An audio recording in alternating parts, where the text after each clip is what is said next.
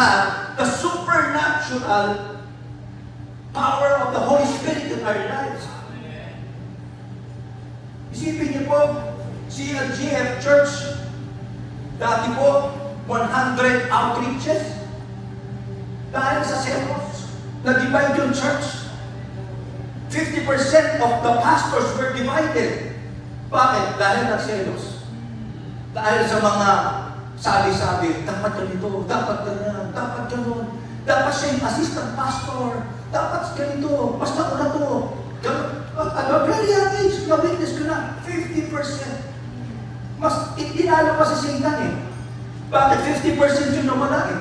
Si Satan, 1/3 lang yung nakuha. Remember, the birth of disunity, when Satan deceived all the angels, 1/3 of angels sa tangay niya, tinalo po. Sa CLG, 50%.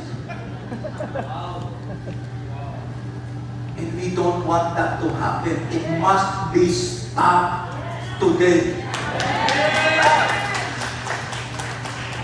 Sabi mo sa katabi mo, mukhang mako-corner si Satan ngayon.